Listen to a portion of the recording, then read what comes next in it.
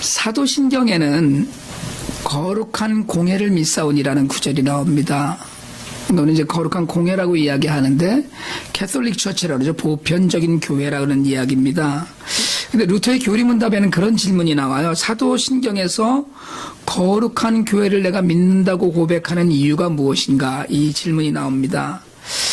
3세기경의 그 믿음의 선조라고 하는 키프리아누스의 말에 의하면 교회 밖에는 구원이 없다는 것 때문에 이 고백을 한다는 겁니다. 교회 밖에는 구원이 없어요. 그러면 교회 안 다니면 다 지옥 간다. 이렇게 인용하는 것이냐? 우리는 그렇게는 인용하지 말라고 또 가르칩니다. 이 이야기는 교회 밖에 구원이 없다라는 이야기는 무슨 이야기를 하려고 하는 거냐면 교회의 거룩함은 용서에 있다는 것을 강조합니다. 예수님은 온 인류의 죄를 용서하시려고 십자가를 지셨거든요. 마찬가지로 교회의 1차적인 기능은 용서에 있다는 거예요. 죄 용서에. 모두가 죄인이고 그 죄인들이 하나님의 은혜와 그리스도의 십자가의 그 사랑으로 용서받았다는 것이거든요. 그래서 아무리 교회라고 해도 거기에 용서가 없으면 그것은 언제나 교회 밖이다라고 정의합니다. 그러니까 우리가 지금 교회를 모였잖아요. 교회 이름으로 교회 간판을 달고 교회 예배 자리에서 교회 고승원들이 모여서 하나님을 찬양하고 예배한다고 해도 거기에 용서가 없다면 그곳은 교회 밖. 어쩌면 진정한 의미의 교회와는 완전히 멀다 이렇게 얘기하는 뜻입니다. 죄의 용서만이 아니고 요즘 우리가 야고보서를 강의하고 있는데 야고보서 2장에 지적한 대로 차별하는 것도 품어주지 못하는 것도 사실은 교회가 아니라는 이야기입니다. 거룩한 교회는 그럴 수 없다는 것이죠. 그래서 우리가 거룩한 교회를 믿사오니 하는 의미는 진정으로 하나님의 살아계심과 성령의 운행하시는 공동체를 내가 성령께서 함께 하신다는 것을 믿는다는 그런 의미입니다. 그런 진실한 용서와 용납과 받아들임의 바탕이 오늘 본문이 이야기하는 거짓 없는 사랑에 있습니다. 바울이 로마서 12장에 들어와서 실천적 그리스도인의 덕목을 열거하기 시작하는 거거든요. 그래서 우리가 이야기했듯이 12장 1절로 8절까지 받은 은사들은 좀 다 다르지만 한 몸 하나가 되어서 하나의 공동체를 섬기면서 살아간다 이야기합니다. 그러면서 오늘 우리가 읽은 9절 이하에서 하나님으로부터 은혜를 받은 그리스도인들이 살아가는 삶의 모습은 어때야 되는지를 설명하는 거예요. 그런데 그 시작을 오늘 사랑에는 거짓이 없나니라고 시작을 합니다. 그러니까 여기서 이야기하는 사랑은 우리가 단순하게 이야기하는 그런 사랑이 아니에요. 신적인 사랑을 이야기합니다. 그러니까 우리 힘이 아닌 하나님이 주시는 마음으로부터의 사랑인데 위선적인 사랑을 피해라 이런 얘기와 같아요. 사랑에는 거짓이 없나니는 거짓 없는 사랑, 결국은 위선적인 사랑은 피해라 이런 얘기로 우리가 해석을 하고요. 다른 사람을 사랑하는 채 하지 말라는 거예요. 정말로 사랑하라는 거예요. 아까 아이들에게도 얘기했듯이 좋지 않은데 벌써 승은이만 해도 그런 얘기 하잖아요. 친구들 중에 안 좋은 놈이 있는데 그냥 좋은 척하고 웃고 지내는 거예요. 그냥 보면 웃고 지내는데 우리도 그러거든요. 제가 전에도 몇 번 말씀드렸던 것 같은데 길을 가다가 이렇게 어떤 집사님이랑 같이 길을 가다가 앞에서 오는 분을 만났어요. 너무 반가워하는 거예요. 서로 그냥 아유 오랜만입니다 그러고 다음에 한번 식사 한번 합시다 그러고 헤어졌어요. 이 앞에 친구가 물어봐요. 누구야? 그러니까 죽일놈이야 그렇게 얘기하거든요. 그러고 사는 거예요. 그냥 사랑하는 채, 좋아하는 채.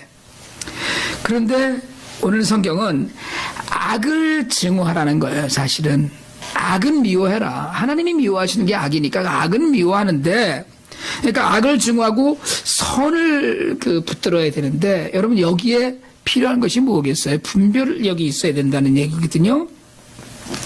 그러니까 영적으로 어떤 것이 악이고 우리가 멀리해야 되는 일이고 우리가 어느 공동체에 속해 있어야 되는 선한 분별력을 가지고 그 분별력의 바탕 위에서 거짓 없는 사랑을 해라. 여러분 사실은 사랑이 정말 쉽지 않습니다. 우리가 늘 그렇게 고백하거든요. 하나님 사랑합니다 라고 고백해요. 근데 정말 그것이 진실한 사랑인가?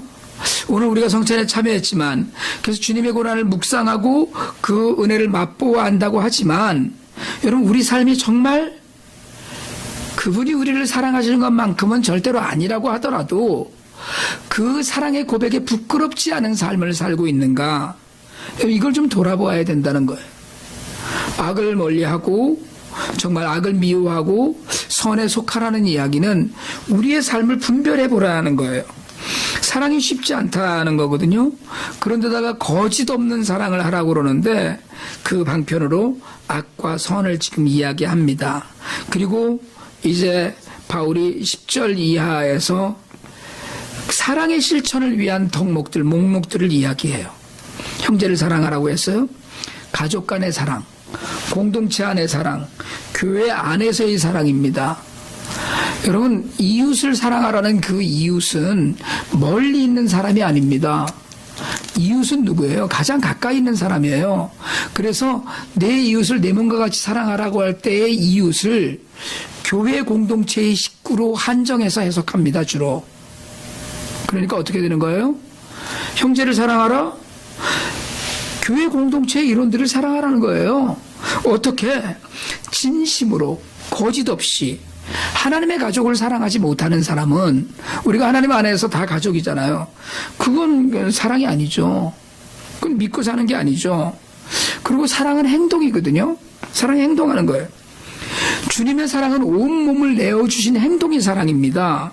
그런데 행함이 있는 믿음, 우리가 강조하듯이 사랑 역시 행함이 있어야 된다는 거예요. 말로만 하는 사랑이 아니고요. I love you, 이 소리는 우리가 얼마든지 할 수 있죠. 그러니까 그 색시 뭐 좀 사줘요? 뭘 사주고 있어? 사달라는 건 다 사줘? 그러니까 사달라고 하기 전에 사줘야 돼. 장인어른도 앉아 계시잖아 지금. 행동하라는 거예요. 말로 맨날 그런 말도 안 하는 남자들이 있어서 문제이긴 하지만, 사실은 말도 안 하는 남자들이 더 문제이긴 한데, 말로만이 아니고 행동하라는 거예요. 이 사랑이. 그러니까 일단 믿는 자들이 하나님의 가족으로 내가 용서받은 죄인이라는 걸 깨달았으면 진실한 사랑을 얼마든지 나눌 수 있다는 겁니다. 내가 이 큰 죄를 용서받은 사람인데, 여러분, 은혜를 안다는 건 내가 죄를 용서받은 걸 안다는 거거든요. 그러니까 내가 죄를 용서받은, 은혜 받은 사람이라면 이 은혜가 다른 일을 용서하는 것으로 흘러가야 되는데, 그게 행동하는 거예요. 근데 계속해서 말씀드리지만 거짓 없는 사랑은 사실은 말처럼 쉽지가 않습니다. 그래서 11절에서 뭐라고 얘기하느냐면, 나태하지 말고 열심을 품고 주를 섬기라고 이야기해요. 우리가 하나님을 섬기고 예수님을 섬기는 일에 여러분 사실은 얼마나 게으르고 얼마나 나태한지 모릅니다. 사실은 부지런히 하나님을 섬기는 것 같지만 그렇지 않아요. 예배자로 세상을 산다는 것도 부지런히 사는 걸 이야기하거든요. 기독교의 가르침은 여러분 앉아서 도 닦아라는 가르침이 아닙니다. 살라는 거예요. 그렇게. 그러니까 성령의 도우심으로 내 힘으로 안 되는 일들도 정말 그 은혜 가운데서 행하면서 살아야 되는데, 그 사랑이 주님의 힘으로 성령의 도우심으로 하는 사랑이어야 된다. 그래야만 형제도 사랑할 수 있고 부지런히 주님의 일을 섬기는 거라고 이야기해요.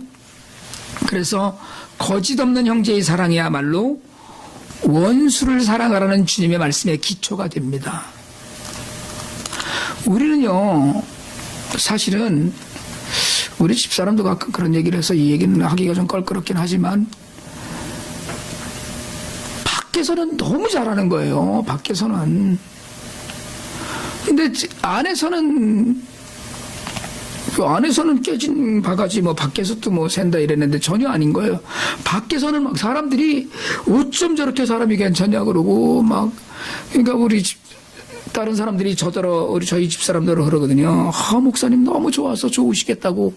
그럼 우리 집사람이 데리고 살아봐. 이제 이렇게 얘기를 해서 문제가 되는데, 여러분, 우리가 밖에서는 정말 잘해요. 그런데 올바른 출발점은 안에예요. 내 가족이고 내 공동체의 일원이고 하나님 안에서의 한 형제 자매들이 내 사랑의 출발점이어야 돼요.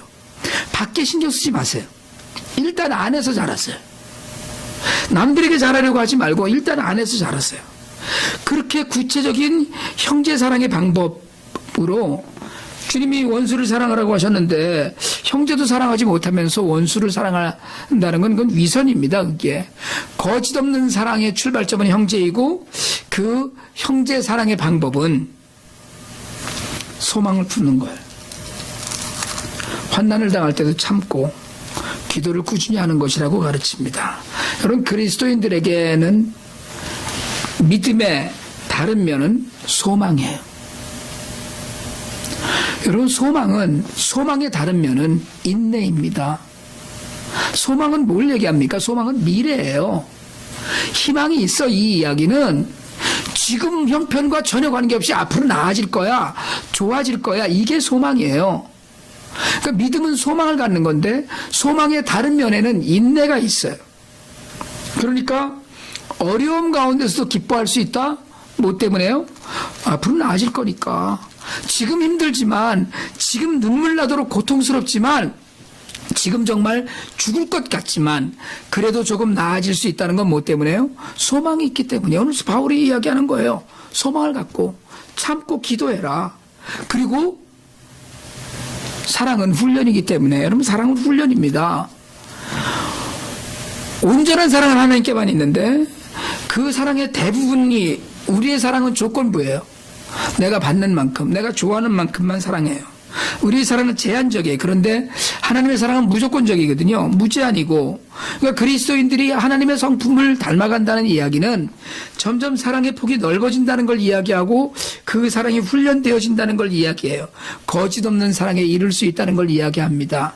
그 출발을 형제에서 출발하고, 그리고 지금 어렵지만 기도하면서 인내를 갖고 참고 소망을 갖고 그러면서 사랑하고 살자는 거예요. 제가 요즘 주일에도 그리고 야고보서 강의하면서도 그런 말씀 자주 드리는데, 여러분, 거짓 없는 사랑을 하기 위해서는 몸부림쳐야 됩니다. 정말 애써야 돼요. 성령의 도우심으로 하나님의 사랑을 닮아갈 때라야 비로소 가능한 것이 사랑이에요. 그게 거짓 없는 사랑이에요. 대충 하는 사랑은 애들도 얘기하잖아요. 아닌데도 사랑한다고. 그걸 그런데 알아요, 사실은. 그렇게 하나님의 사랑은 훈련이 되어야만 되고, 그렇게 되면 오늘 바울이 얘기한 대로 하나님과 화목할 수 있어요. 그래서 14, 15절에서 너희를 박해하는 자를 축복하고 저주하지 말라. 즐거워하는 자들과 함께 즐거워하고 우는 자들과 함께 울라고 이야기하는데, 여기서요, 우리한테 손가락질하고 미운 놈한테 축복한다는 것, 이게 쉽지 않아요. 우리를 손가락질하고 핍박하기도 하는데, 그런데 축복하라고 그러죠. 17절에서는 악을 악으로 갚지 말라고 하고 19절에서는 원수를 갚는 일은 하나님께 있으니까 너희는 원수 갚지 말라고 이야기해요. 나를 비웃고 나를 미워하는 자들이 분명히 있고 나를 업신여기는 사람들도 있는데 그건 축복이 쉽습니까? 그래도 너는 잘 돼야 돼. 나를 미워하는데 너는 잘 돼야 돼. 이게 쉽겠어요? 근데 그렇게 하라는 거예요. 게다가 즐거워하는 자들과 함께 즐거워하고 우는 자들과 함께 울라는 이야기는 내 환경과 전혀 관계없어요. 나는 고통과 슬픔과 아픔 가운데 있어도 즐거워하는 사람이 있으면 함께 즐거워해 주라는 거예요. 축하해주고 축복해주고. 우리 애가 대학교 떨어졌는데 옆에 집에 하버드 갔다고 가서 잔치해 주라는 얘기예요. 이게 내 남편 직장에서 해고됐는데 옆집 남편 승진했다고 가서 그거를 축하해 화환이라도 하나 보내라는 얘기예요. 하는 일마다 뒤틀려서 죽고 싶은데 하는 일마다 잘 되는 친구가 있어요. 그 앞에서 주눅들지 하고 당당하고 기뻐하라는 얘기입니다.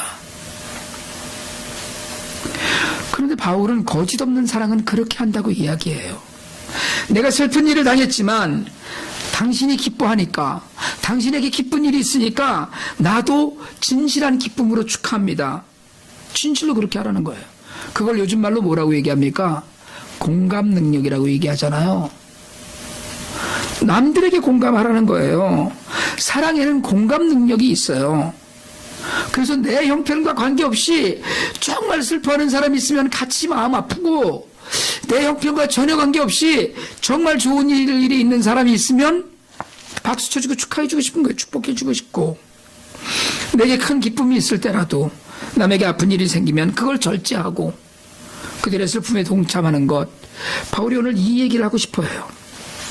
모든 사람과 더불어 화목하라는 말씀, 18절의 말씀인데, 모든 사람과 더불어 화목하라의 말씀에 할 수 있거든이라고 전제를 달아요. 무슨 얘기입니까? 모든 사람과 화목하고 친하게 지내기가 어렵다는 이야기예요. 두루두루 평안하고 두루두루 친하게 지내는 일 쉬울 것 같은데 쉽지 않습니다. 안 되는 대상이 있어요. 우리에게는 친해지지 않는 대상이 분명히 있습니다. 여러분, 용서와 하나님의 은혜를 이야기하면서 바울이 모든 사람 앞에서 선한 일을 도모하라고 했는데 악을 악으로 갚지 말라고 했죠. 믿는 사람이나 안 믿는 사람이나 어떤 사람을 대할 때든지 성도는 선한 일이 무엇인지를, 선한 길이 무엇인지, 선한 방법이 무엇인지를 먼저 생각해야 돼요. 마태복음 5장 16절에서 주님이 이야기하셔요. 이같이 너희 빛이 사람 앞에 비치게 하여서 그들로 너희 착한 행실을 보고 하늘에 계신 너희 아버지께 영광을 돌리게 하라. 예수 밖에 있는 사람들이에요. 교회 밖에 있는 사람들입니다. 아직 구원이 무엇인지, 예수가 무엇인지 모르는 사람들이 있지만 어떻게 하면 그 사람들이 하나님께 영광을 돌리겠어요? 나 때문에. 이게 이것처럼 어려운 얘기가 어디 있어요? 내가 뭘 하면 그 사람들이 내가 아니고 하나님께 영광을 돌리겠냐는 거예요. 이걸 한번 우리가 심각하게 생각해 봐야 됩니다. 너희 착한 행실을 보고 얼만큼 착하게 해야지 내가 아니고 하나님의 영광을 받으시겠어요? 이게 내 힘으로 되겠습니까? 상대방이 어떻게 나오든지 나는 선하게 대하고, 선을 행한다고 악한 방법을 쓰지 말고 사랑을 품은 사람의 모습이어야 되는데, 여러분 솔직하게 가슴에 손을 얹고 생각을 해보세요. 여러분들이 이 모습에 가까이 있나? 여러분, 이게 정말 어려운 이야기입니다. 악에 대한 심판은 반드시 행해져야 돼요. 악한 일에 대해서는 반드시 심판이 있어야 됩니다. 그리고 반드시 행해질 거예요. 그러나 그건 우리의 일이 아니에요. 그건 우리는 그냥 착한 일만 하고 악은 멀리하고 미워하고 그건 멀리하되 우리는 그냥 행동할 때는 좋은 것만 행동하라는 거예요. 그러면서 원수를 사랑하는 말씀을 따라서 살면, 오늘 바울이 더 기가 막힌 이야기를 합니다. 20절에서 원수가 줄이면 먹게 하고 목마르거든 마시게 하라고 그랬어요. 여러분, 이건 미운 놈 떡 하나 준다는 차원이 아니에요.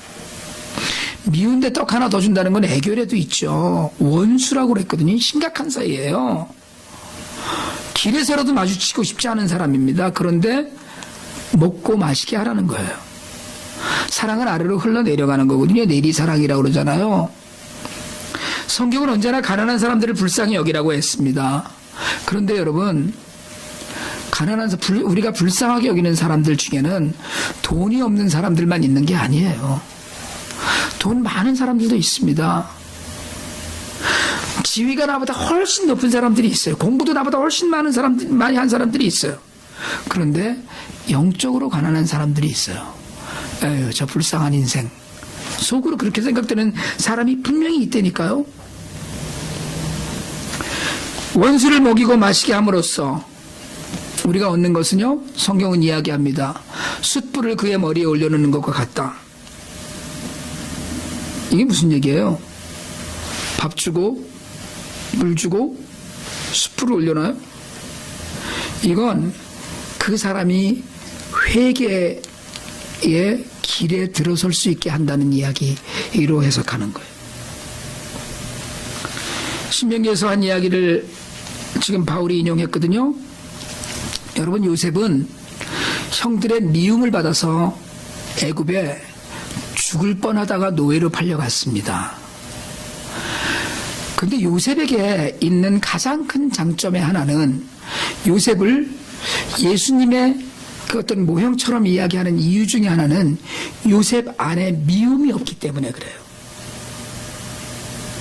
내가 사람을 미워하는 건 내 안에 미움이 있기 때문에 그런 거예요. 상대가 내 거울입니다. 내가 사람을 사랑하는 건 내 안에 사랑이 있기 때문에 그런 거예요. 요셉은 형들을 미워하지 않았어요. 요셉이 만약에 형들을 미워하고 복수를 꿈꿨다면 보디발의 아내가 같이 잠자리 하자고 했을 때 덜컥 그 유혹을 받아들였을 거예요. 왜요? 복수해야 되니까. 그러려면 힘을 길러야 되니까. 그러면 주인집 여자 힘을 얻어서라도 생각할 수 있어요. 그러나 요셉은 그 마음 안에 미움이 있지 않고 하나님에 대한 두려움이 있었어요. 하나님이 하실 거라는 믿음이 있었어요. 그래서 그 유혹을 물리치고 감옥에 갔어요. 감옥에 가서도 죄수로 들어온 왕의 신하들을 신실한 마음으로 섬겼어요. 그래서 요셉은 그 죄수로 들어온 왕의 신하들을 매일매일 낯빛을 살폈다고 그랬어요. 마음 안에 형들에 대한 미움이 있으면, 일 가는 게 있으면 정신병원에 갔었을지 모릅니다. 그래야만 됐어요. 신세 한탄 해야 됐고. 그런데 그게 없었어요. 마지막에 형들이 우여곡절 끝에 애굽 총리가 된 동생 앞에 형제들이 다 와서 섰을 때, 그들이 다 알았을 때 요셉의 이야기가 있잖아요. 형들은 나를 애굽에 팔았다고 두려워하지 마소서. 하나님께서 미리 나를 이곳에 보내시고 이 흉년을 대비하신 것이다. 이 이야기가 어떻게 나와요? 그래도 형 나한테 사과하셔, 이 얘기는 나와야지. 형님 나한테 사과하셔, 그게 뭐요 나한테, 이랬어야 되는 거예요. 그런데 요셉은 그러지 않았어요. 왜요? 요셉 안에 미움이 없었기 때문에 그래요. 미움이 없었기 때문에 하나님과 교통하는 삶을 살 수 있었어요. 미움은 모든 일의 장벽이에요. 하나님의 영광은 언제나 세상과 반대였거든요. 미워하는 것으로는 해결되지 않습니다. 용서하고 받아들일 때 넉넉히 이길 수 있어요. 쉽게 얘기하자면 오늘 17절부터 21절까지를 요약하자면, 악에게 지지 말고 선으로 악을 이기라는 이 이야기는 용서하고 사랑하고 용납하라는 이야기예요.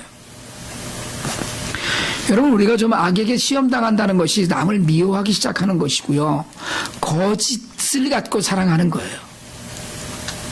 그냥 인사하는 거거든요.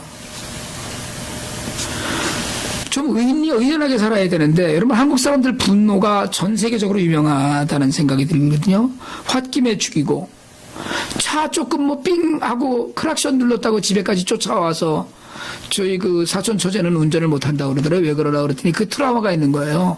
길 가다가 삥 하고 크락션 앞에서 해서 눌렀더니 집에까지 쫓아왔더래요. 죽여버린다고. 홧김에 부수고 술김에 폭력을 휘둘러요.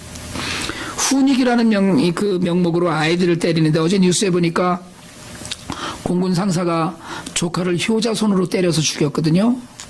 한 번에 60대를 때렸더라고요.